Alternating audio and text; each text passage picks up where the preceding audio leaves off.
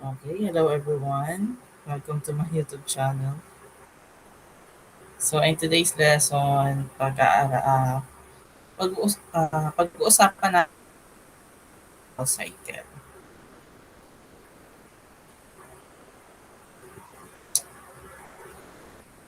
Okay, phases of menstrual cycle. So this is our milk. Explain the menstrual cycle. So these are objectives. Identify and discuss the four phases of menstrual cycle. Perform differentiated tasks that talks about taking care of oneself as they start menstruating.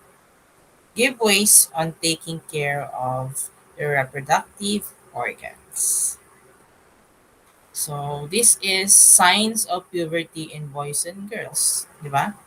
So puberty is a stage in our lifetime when we undergo changes that make us sexually mature. So may mga pagbabago, particularly sa male, okay? Enlarged Adam's apple, facial hair, broad shoulder, increased body hair, pubic hair, mature genital organs, and body more muscular. And sa women naman po, sa female, mature breast, broader hips, pubic hair. So, mas mag-focus po tayo sa female. So, pag-uusapan po natin yung menstruation. Ano nga ba yung menstruation? Or yung buwan ng dalaw? So, menstruation is referred to as woman's monthly bleeding. So, most menstrual periods last from 3 to 5 days. So, yung menstruation, it will last from 3 to 5 days. Minsan, 7 days. O minsan, 3 days lang. So, depende sa may katawan. Okay? The menstrual cycle is when menstrual or period comes regularly. When you have regular menstrual cycles, it is a sign that important parts of your body are working normally. So may tinatawag kasi tayo sa mga girls na irregular tsaka regular. Kapag regular, ito yung 28 days, every 28 days yung cycle ng yung menstrual cycle. Pero minsan hindi kasi sumasakto ng 28 days. Irregular siya. Okay. So the menstrual cycle provides body chemical called hormone to keep you healthy. It is also prepare your body for pregnancy each month. So yung hormone na nilalabas ng ating katawan, yung estrogen, ito yung tumutulong, okay? Sa pagpe-prepare, paghahanda ng ating katawan for ng ating katawan ng katawan nila for pregnancy each month. So the average menstrual cycle is 28 days long. So 28 days. And cycle can range anywhere from 21 to 35 days in adult and from 21 to 45 young teens. Okay, minsan okay, yun lang. Okay, so ito yung phases ng menstrual cycle.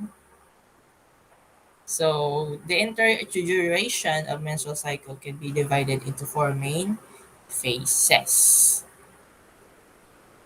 So we have menstrual phases, follicular phase, ovulation phase, and luteal phase. So ito yung apat na phases ng menstrual cycle. Okay? So ito yung menstrual cycle or menstrual phase kung saan nakaka-experience yung women or woman ng monthly period, right? Dito sa menstrual phase. So, menstrual phase or menstruation is a woman's monthly bleeding, commonly referred to as your period. A normal menstrual period usually lasts about 3 to 7 days. So, magbibilang lang kayo ng once na naka-experience kayo ng monthly bleeding, magbilang lang kayo ng 1 to 7 days. So it depends kung kailan siya mag-stop. So the first day of your menstrual cycle is the day 1 of your period. So lagi natin tatandaan. Day 1 or first day of your menstrual cycle is the day 1 of your period. So menstrual blood is shed from the uterus through the cervix, vagina, and out through the vagina opening. The fluid may be bright red, light pink, or even brown. Kapag nagtaka kayo na hindi ganito yung kulay ng inyong menstrual blood, magpa-check up na po kayo sa doktor kasi baka meron ng abnormalities doon sa inyong reproductive system. During menstrual, some eggs begin to mature in the ovaries. So once na natapos na po yung inyong menstrual cycle, doon po mag-i-start ulit na mag-mature yung mga eggs sa ovary. So this is the time when you may have cramping and abdominal pains. So kapag malapit na kayong magkaroon ng menstruation, nakaka-experience sila ng cramping at saka abdominal pains. So these cramps are caused by the contraction of the uterine and abdominal muscles that helps in expelling the menstrual fluid. So ito yung tumutulong para ma-expel or ma-release, labas yung menstrual blood. Okay? So in menstrual phase, day 1 to 5 or 7, uterus sheds its inner lining. Bakit nagshe-shed? Kasi walang fertilization na nangyari. So, kasi itong lining na ito endometrium na ito yung magsisilbing nutrients doon sa fertilized egg. Since wala namang fertilization na nangyari. So, matutunaw siya at magiging menstrual fluid. Next is follicular phase from day 6 to 14. So, the lining of the uterus starts to grow and proliferate due to hormone estrogen. Okay? So dito nagsisimula nga kumapal yung lining ng uterus. Dahil doon sa hormone na nilabas ng ovary. Kasi nagre-release kasi ng hormone yung inyong ovary. Okay? This lining called the endometrium starts to develop to receive a fertilized egg should you become pregnant. Kasi ito kasi tumutulong, okay? Para ma-develop yung fertilized egg. Okay? Kapag nabuntis, di ba? Or na-fertilize yung egg. So another hormone called the follicle stimulating hormone or FSH increase and in turn stimulates the growth of ovarian follicles. So each follicle contains an egg. And late in the follicular phase of the menstrual cycle, only a single follicle will release an egg. So once na nagmamature na po yung egg, dito na po matatapos yung follicular phase. At doon na susunod yung ovulation phase. So as the estrogen level increase, menstrual bleeding stops and the lining of the uterus thickens in preparation for receiving a fertilized egg. So ganito yun. Kumbaga, dun sa follicular phase, unti-unting nagmamature yung egg cell, ganun din yung lining ng uterus. Sabay silang nagpe-prepare. Okay? Nagpe-prepare na hinahanda ng uterus or kumakapal yung lining ng uterus para kung sakaling magkaroon ng fertilized egg, ito yung sila yung responsible para doon sa development ng fertilized egg. So this is follicular phase. Endometrium begins to develop. Di ba kakatapos ng menstruation? Babalik ulit siya sa simula. Nade-develop ulit yung endometrium o yung lining, kumakapal siya. Sorry. So egg cell, so nade-develop yung egg cell and then yung follicle dito, doon sa egg cell, nade-develop din siya. Kumbaga ito yung hairy part na kung saan para ito yung ah, yun na yun. Okay, so next is ovulation phases. So day 14. So once na matured na yung egg cell, lalabas na siya doon sa ovary and magta-travel po siya papuntang fallopian tube or oviduct. So when a mature egg is released from your ovarian follicle to the nearest fallopian tube during menstrual cycle, ovulation occurs. Okay, doon lang magsisimula yung ovulation phase. Kapag lumabas na yung egg cell galing doon sa ovary, doon na magsisimula yung ovulation phase. As the egg moves down the fallopian tube over several days, the lining of the uterus continues to grow thicker and thicker. So kumakapal siya. Habang gumagalaw o nag-travel yung egg cell, ganun din yung lining ng uterus. Kumakapal siya ng kumakapal ng kumakapal. Okay? So it takes about 3 to 4 days for egg to travel toward the uterus. If fertilization is to occur, it must happen within 24 hours of ovulation or the egg's life lapses. After ovulation, the luteal phase begins. So, dapat yung fertilization kapag nandun na siya doon sa mismong gitna, okay? Nasa uterus siya.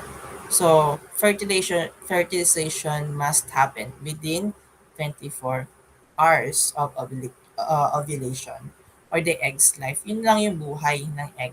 One day. So, kung walang meet up or union ng sperm cell and egg cell, wala. Walang fertilization.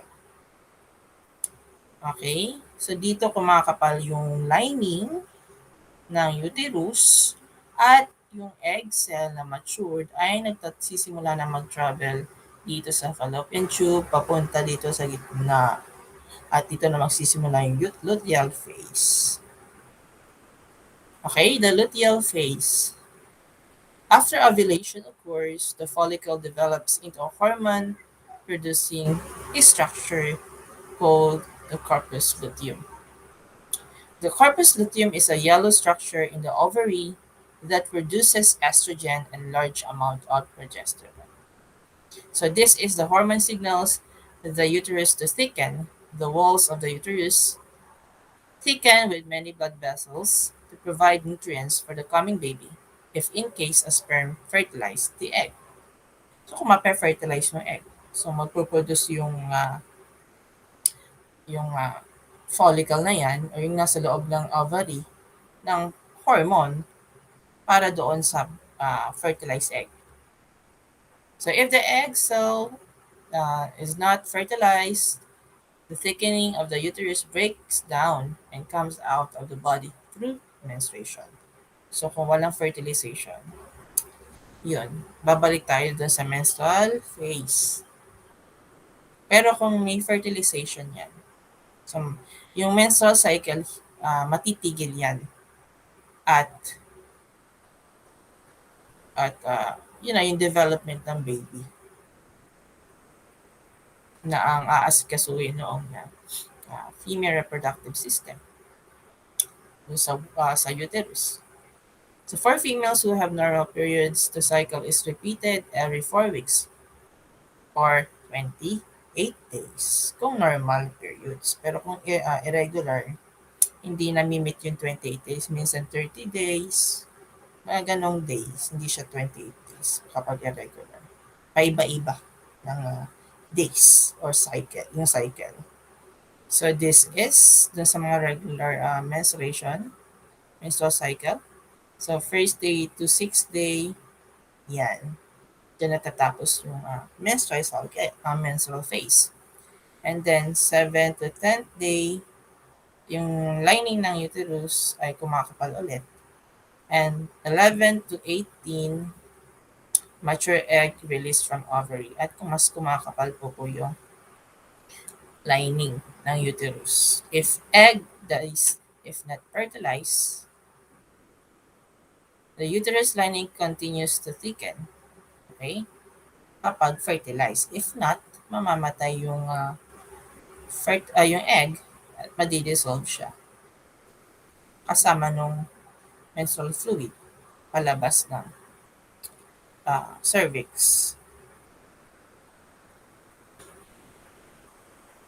Menstrual. Okay, patayin lang natin yung volume.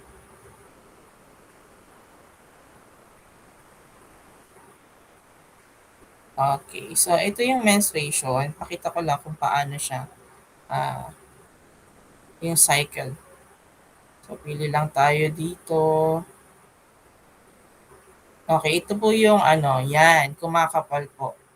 Yan yung menstrual phase. Okay? Kung saan nasished yung uterus lining. Okay? Okay, ito yung day 1.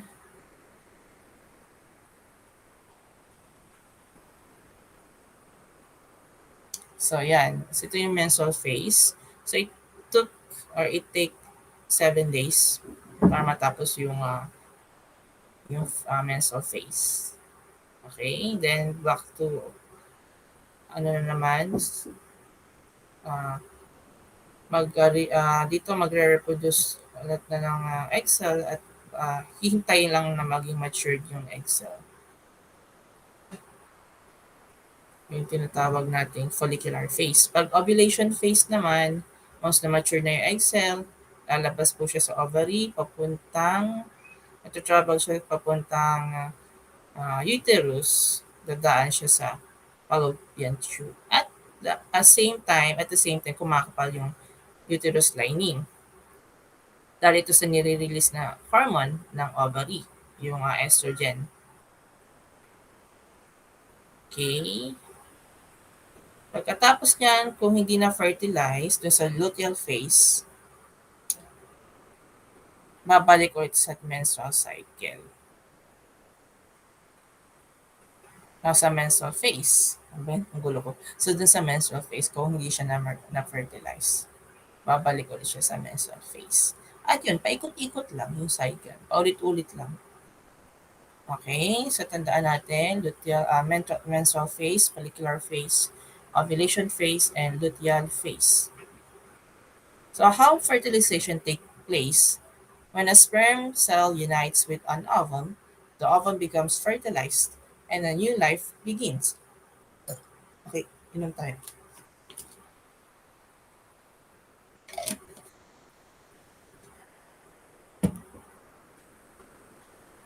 So this is the process known as fertilization.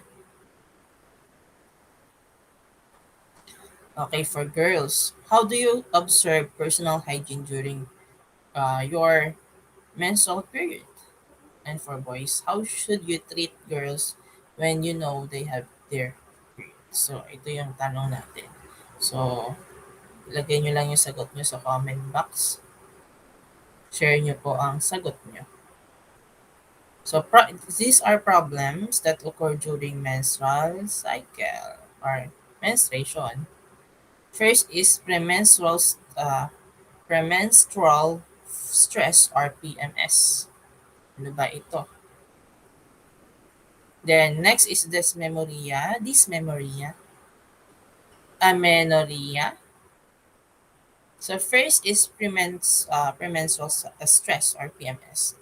So, before each period, many women also experience different problems like headache, irritability, nervousness, fatigue, crying spells, and depression with no apparent causes. Kumbaga, pag nalalapit na po yung menstrual uh, period nila or phase, ito po yung sign na magkakaroon sila ng buwan ng dalaw. Pag dysmenorrhea naman, during the first 2 days of the period, some women may also Severe menstrual cramps. It is not a serious disease, although most teen experience severe cramps. So yung pananakit nila, puso nila. Okay? And amenorrhea. Ano naman to amenorrhea? So it is term used to describe the lack of menstrual period. It is not normal and healthy when you miss a menstrual period. The most common reason for a young woman to miss a menstrual period is pregnancy. Okay? So, kapag may amenorrhea ka, lack of menstrual period, kumbaga hindi normal yung menstrual cycle mo or na-miss yung menstrual period.